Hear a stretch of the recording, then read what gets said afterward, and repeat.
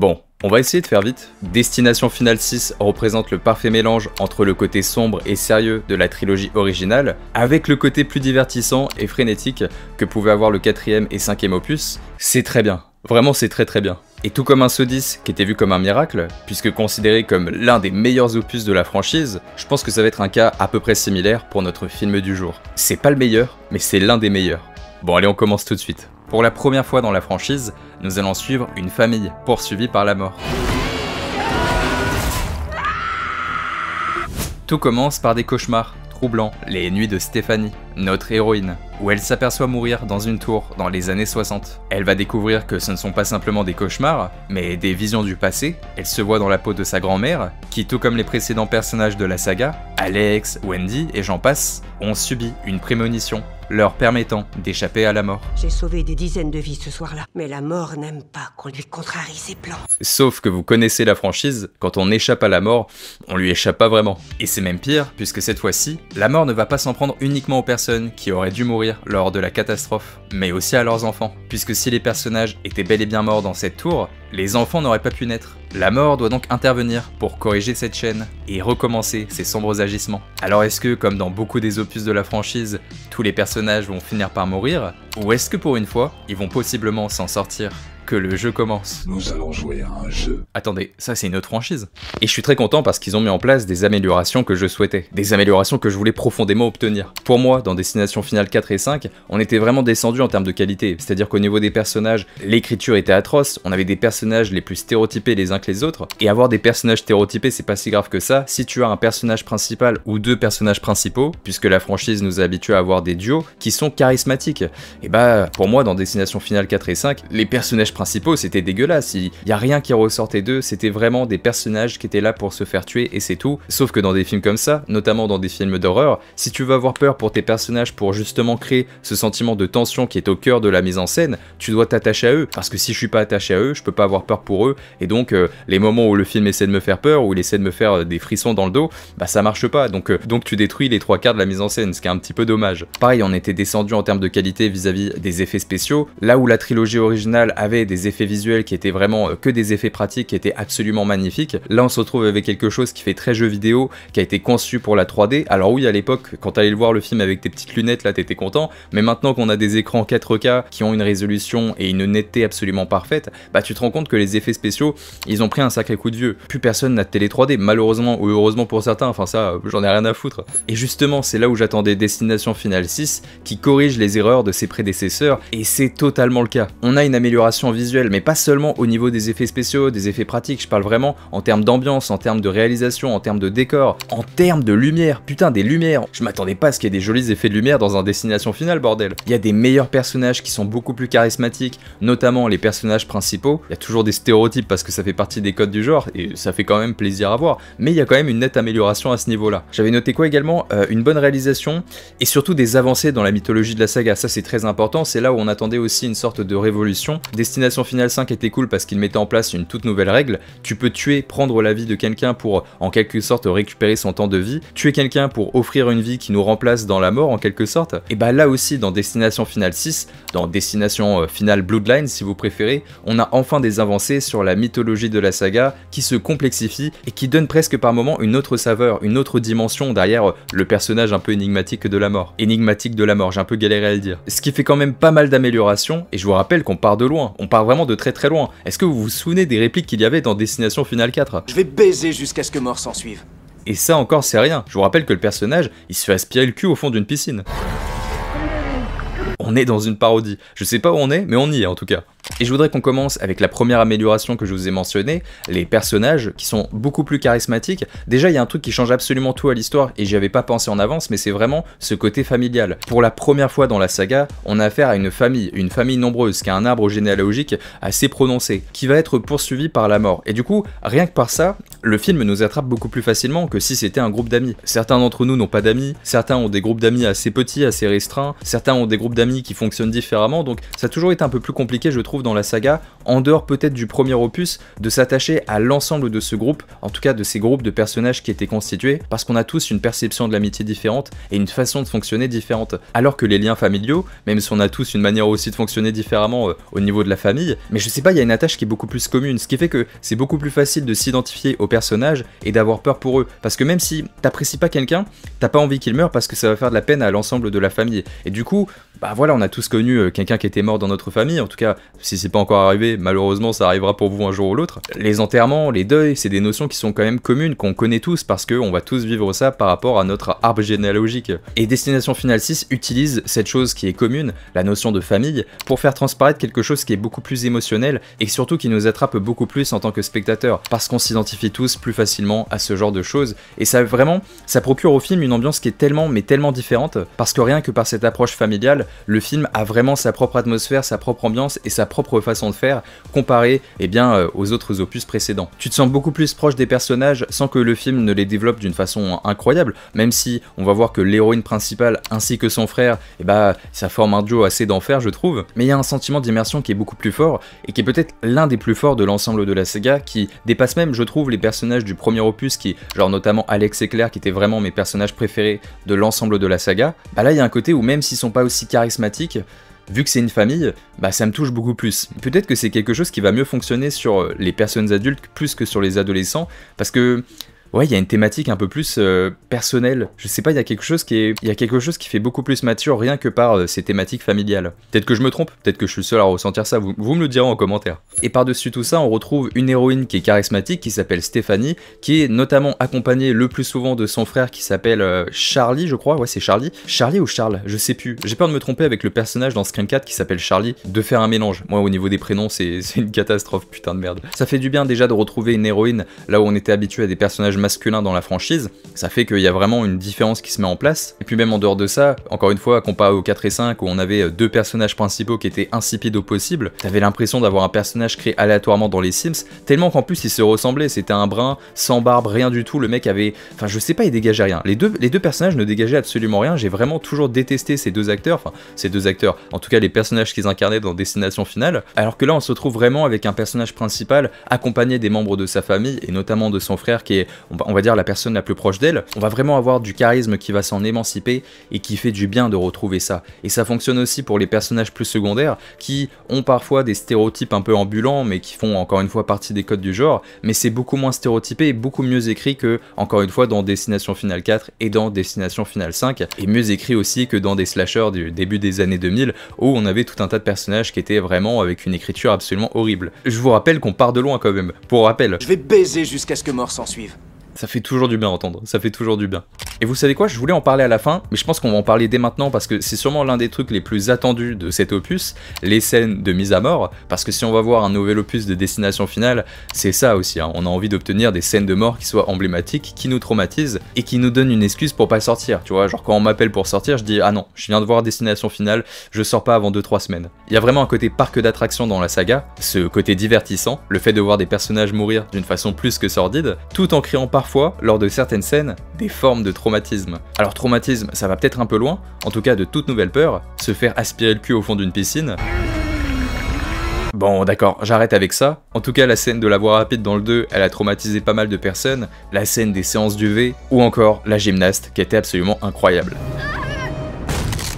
Et dans ce Destination Finale 6, c'est un festival, c'est une explosion, c'est-à-dire qu'on a des scènes de mise à mort qui sont vraiment tendues et qui fonctionnent très bien. Alors je sais pas si c'est parce que c'est le premier visionnage que je ressens ça, mais c'est la première fois dans la saga où j'ai l'impression que les personnages, ils vont vraiment prendre leur temps pour mourir. Il y a vraiment cet aspect d'une mort perfide qui prend son temps, qui les torture beaucoup plus en termes de psychologie et surtout en termes de douleur, ce qui fait que forcément il y a un côté beaucoup plus atroce qu'il y a toujours eu en vrai dans la saga. Il y a toujours eu cette forme de torture, mais là c'est beaucoup plus poussé et ça va beaucoup plus loin. La mort prend vraiment son temps pour que les personnages souffrent, les mises à mort sont nombreuses, elles sont extraordinaires, il y en a une ou deux qui sortent du lot, comme toujours dans la saga, il y a toujours une mise à mort qui va être au-dessus des autres, un peu comme dans Terrifier, t'as toujours une mise à mort qui est beaucoup plus gore que les 3/4 qu'il y a dans le film, ça fait partie des codes, ça fait partie des traditions, me demandez pas, et c'est peut-être parce que je me suis refait tous les opus de la saga récemment, mais là je sens encore plus le travail en termes de maquillage, et surtout en termes de VFX, parce qu'il y a des effets spéciaux, qui sont conçus par ordinateur, avec des cartes graphiques boostées aux stéroïdes, tu sens que c'est des effets spéciaux spéciaux par ordinateur,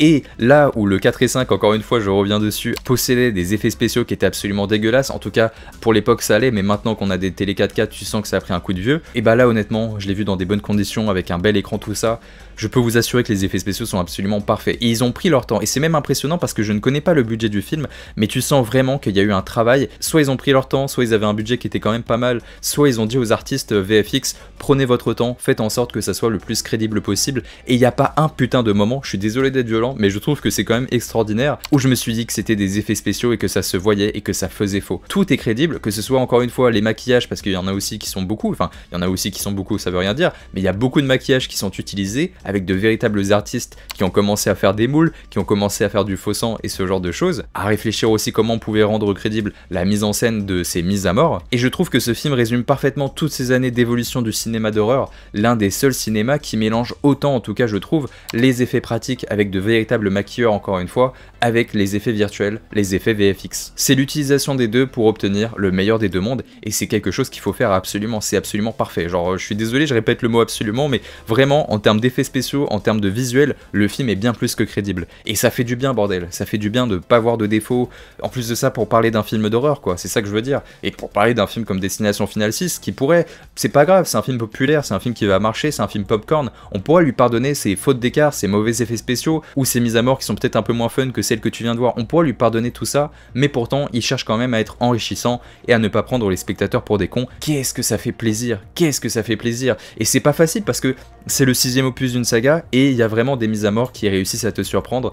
En tout cas, pour revenir à ce côté effets spéciaux, c'est le meilleur des deux mondes, vous avez pas d'inquiétude à avoir. Vous avez pas d'inquiétude à avoir, excusez-moi. Il est tard en même temps quand je filme, je suis un peu fatigué bordel. J'avais noté un truc qui me faisait marrer, mais les scènes de mise à mort sont parfois brutales, et oublie pas que c'est une famille. Je le répète, mais c'est une famille qui prend tarif. Alors même si les personnages des précédents opus, ils avaient tous une famille, mais tu les voyais pas avec leur mère, avec leur père, avec leurs frères, avec leurs sœurs, là tu vois tout ça en quelque sorte, et du coup, ça rend le tout beaucoup plus glauque et peut-être beaucoup plus immersif, parce que là on se dit, ah ouais, c'est atroce. Parce que là, quand un personnage meurt, tu te dis c'est atroce, mais pas seulement pour lui, mais aussi pour sa famille. Encore une fois, psychologiquement, oubliez pas ce détail, mais ça fait toute la subtilité de la chose. Il y a un truc qui est hyper important à dire aussi, c'est que Destination Finale, c'est typiquement le genre de film qui est une première expérience qui doit être parfaite. C'est un film surprise. C'est-à-dire que c'est comme Scream, quand tu vas voir des scènes de course-poursuite, la première fois, elle est totalement inédite, parce que tu ne sais pas comment cette scène de course-poursuite, elle va se terminer. Là, c'est exactement la même chose, parce qu'à partir du moment où tu vois une scène de mise à mort qui commence, tu ne sais pas vraiment comment le personnage va mourir, parce que Destination Finale a toujours été une franchise qui joue, et encore plus avec ce 6ème opus,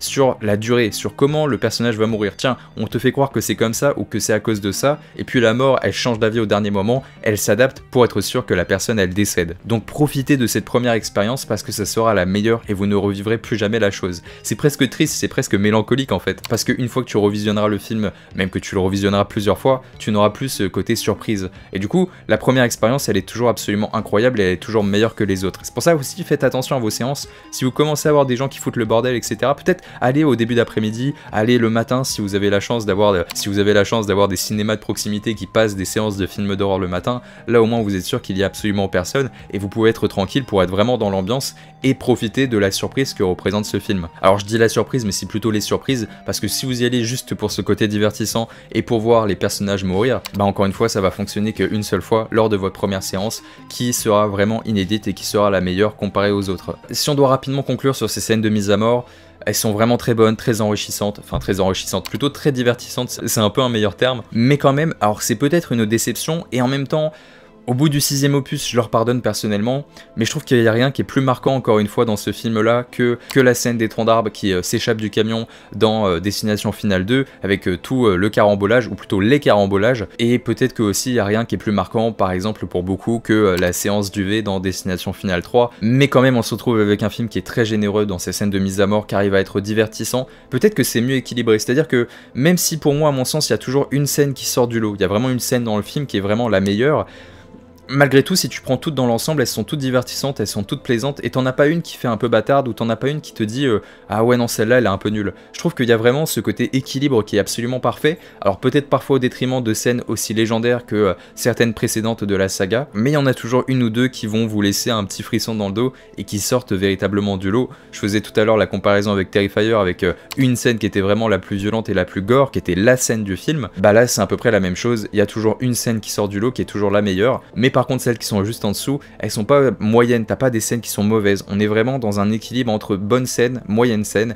et des fois une scène qui est vraiment extraordinaire. Même au niveau de leur répartition dans le film, tu sens qu'il y a cette réflexion de comment on fait pour équilibrer la balance, pour faire en sorte que le spectateur ne s'ennuie jamais. Je distingue ce film vraiment avec des vagues, c'est-à-dire qu'au moment où on s'ennuie, bam, ça repart avec une scène de mise à mort, et c'est vraiment très bien équilibré. C'est-à-dire qu'au moment où tu peux peut-être décrocher du film, même si encore une fois, bon bah moi ça n'a pas été mon cas parce que j'étais attaché à l'histoire, à la mythologie qui était développée et aux personnages, mais pour les personnes qui s'en foutent et qui vont seulement voir des scènes de mise à mort, qui vont vraiment avec cet objectif de divertissement en s'en foutant du reste, bah les moments où ils peuvent se faire chier, bah bam, ça repart. Il y a vraiment un équilibre qui est plutôt bien fait, et c'est la première fois peut-être que c'est aussi bien équilibré dans la saga en tout cas. Alors après, oubliez pas que c'est une expérience à chaud, peut-être que c'est un nouvel opus et que du coup ça m'empêche d'être objectif, mais les gars quand même, un nouvel opus de Destination Finale. On sort d'un nouvel opus de Destination Finale. Putain, si on m'avait dit que ça reviendrait dans ma vie, ça n'a aucun putain de sens. Ça n'a aucun sens, vraiment ça n'a aucun sens. Alors explosion, festival de mort, quantité, VFX, bah on a abordé pas mal de choses au niveau de la mort. Est-ce qu'on parlerait pas un peu de la mythologie? Ça peut être pas mal. Il y a pas mal de nouveautés en termes d'univers. Déjà, le fait que le personnage principal soit tourmenté par des cauchemars, observant les prémonitions du passé de sa grand-mère, ça change un tout petit peu l'arrivée du fantastique dans la franchise. Les règles et le plan de la mort sont toujours présents, avec quelques nouveautés pour tenter de survivre et tenter d'échapper à son destin, mais c'est surtout l'apparition du regretté Tony Todd, visage emblématique du médecin légiste de la franchise, que j'ai trouvé le plus fascinant et le plus emblématique. Il y a une avancée sur son personnage, tout en lui rendant hommage d'une certaine manière. Destination Finale 6 n'est pas une avancée extrême en termes d'histoire. On va pas avoir une scène qui t'explique ce que représente la mort, ce qu'elle est véritablement, ou qui va t'expliquer ce que représente l'autre monde. Mais ça se rapproche de l'esprit de la trilogie originale, avec des avancées pour mieux structurer l'univers.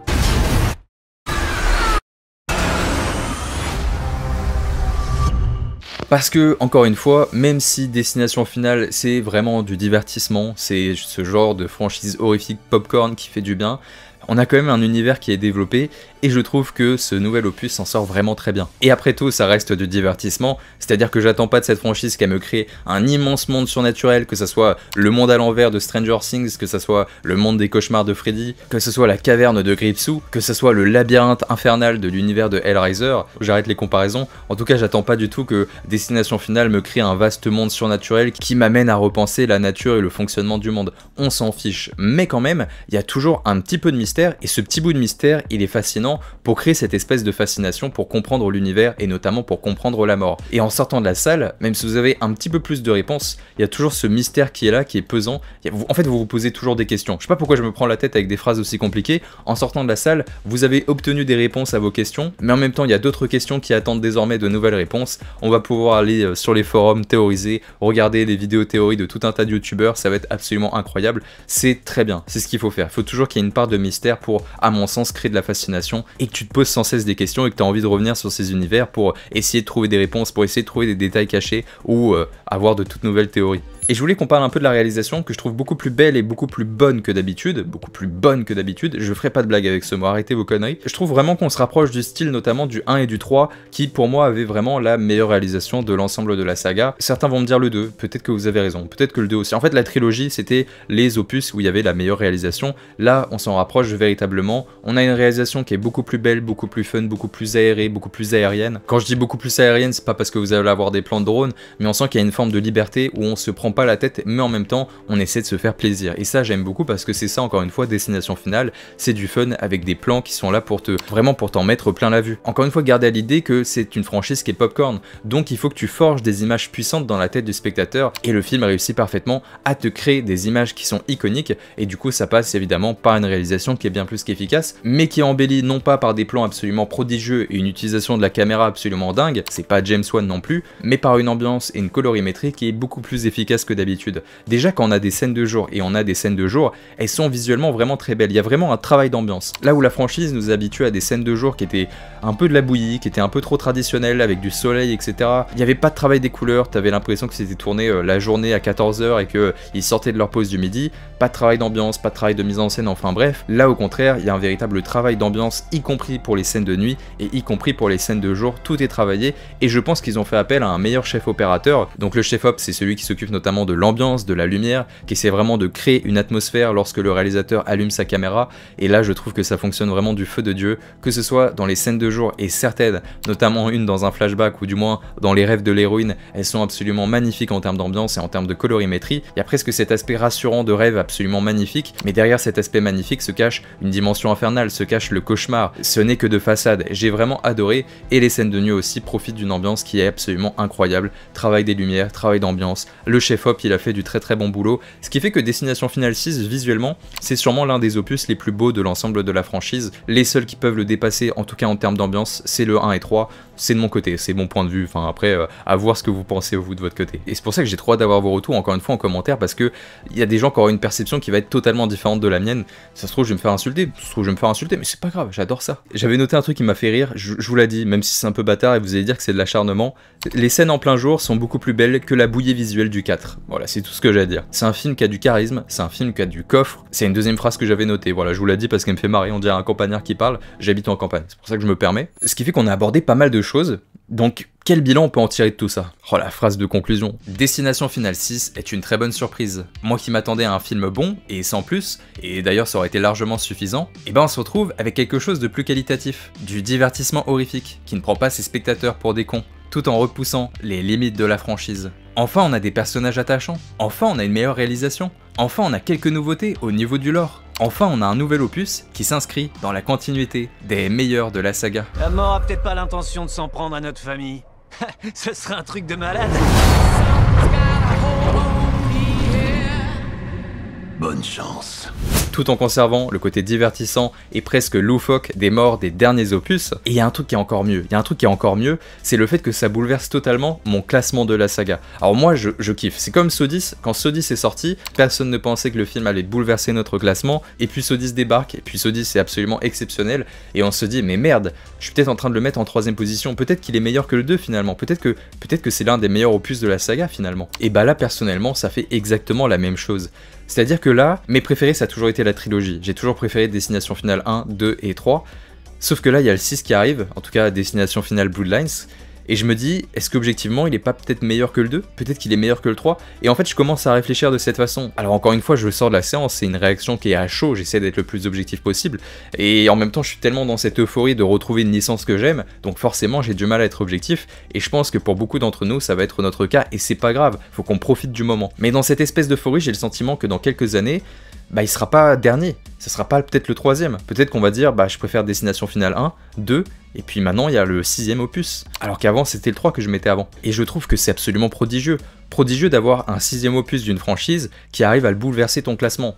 Et pour Saw 10 c'était encore plus marquant, parce que Saw 10 c'était le 10ème opus, ça n'avait absolument aucun sens. Et je retrouve cette sensation d'euphorie, et mieux encore je retrouve cette sensation où on nous a délivré un produit qui est vraiment très bon, et c'est même pas un produit, c'est une œuvre artistique, mais j'ai pas envie de parler avec ces mots parce que ça fait tellement branlette intellectuelle. En tout cas on se retrouve avec une œuvre, on se retrouve avec un film qui est vraiment très bon, qui ne prend pas ses spectateurs pour des cons, qui a toujours des petits défauts, je vous ai parlé des mises à mort qui étaient peut-être pas aussi extraordinaires et pas aussi classiques que la scène de la voie rapide avec les troncs d'arbres, ou la scène du manège, ou la scène de séance d'UV, mais quand même, on se retrouve avec quelque chose qui est vraiment bon, et ça fait du bien d'avoir un bon blockbuster horrifique qui ne se fout pas de notre gueule, et rien que pour ça, il faut saluer la présentation, il faut saluer la chose, et maintenant, vivement le 7. Voilà, c'est tout ce que j'ai à dire. Bon, on est dans une période de surconsommation, mais quand même, calmons-nous, profitons d'abord du 6, et puis on verra la suite après. Mais ouais, la comparaison avec Saw 10, elle est vraiment très bonne, et je pense qu'en termes de sensations, ça va, pour ceux qui adorent la franchise de Saw, et ceux qui ont été voir Saw 10, ça va vous rappeler exactement la même chose, le même ressenti en sortant de la salle, d'avoir vu quelque chose qui ne se moquait pas que toi, qui était vraiment très bon, et qui fait bien les choses. T'en as vraiment pour ton argent, et waouh, je suis en train de me dire qu'il va faire partie de mon top 3 de la saga, c'est sûr. À un moment donné, c'est sûr qu'il va prendre la place d'un autre opus précédemment sorti de la saga. C'est ça qui est trop cool, putain. J'arrête pas de dire des gros mots, c'est pas bon. Mais bon, c'est un film interdit au moins 12 ans, donc logiquement, on a le droit de dire des dingueries. Avec moi, t'as rien perdu, parce que je vais te faire un deuxième trou du cul. Bah écoutez les amis, j'espère que vous avez passé un bon moment en ma compagnie. Si c'est le cas, vous connaissez la propagande, n'hésitez pas à vous abonner, liker, partager. Bref, ça fait partie des codes de YouTube, je suis désolé de le demander. On va se retrouver pour une dernière vidéo sur la franchise dimanche. On va faire le résumé de l'ensemble des opus de la saga qui sont sortis, ça va être absolument incroyable et j'attends vraiment votre soutien parce que j'ai beaucoup travaillé sur cette vidéo. Vraiment, j'espère du fond du cœur qu'elle vous plaira. N'oubliez pas que ce genre de vidéo critique c'est fait de façon spontanée, c'est totalement le bordel. Si vous regardez mes notes, c'est juste des mots qui sont écrits, parfois une ou deux phrases, mais là j'espère que ça a été à peu près clair parce que j'ai l'impression d'être parti dans absolument tous les sens. J'espère sincèrement que vous avez passé un bon moment devant Destination Finale 6. Mieux encore, j'espère que les fans de la franchise seront rassasiés, qu'ils seront heureux, parce que voilà, quand t'as une franchise que tu aimes qui est de retour au cinéma, c'est toujours des sensations qui sont quand même assez incroyables. Ça fait écho à la nostalgie et en même temps à la nouveauté. C'est un mélange de trucs qu'on n'a pas forcément l'habitude de voir. Et pour nous, les fans de films d'horreur de tous les genres, mais de tous les sous-genres de l'horreur, le slasher, les films de zombies, les films d'invasion extraterrestre et j'en passe, les giallo, le body horror et j'en passe, c'est des meilleurs. C'est vraiment quelque chose d'incroyable. D'avoir ces franchises qui sont de retour au cinéma alors que t'as grandi avec, en termes de sensations, c'est incroyable. Et je pense qu'il y a beaucoup d'entre vous, ça va être le premier opus qu'ils vont voir en salle.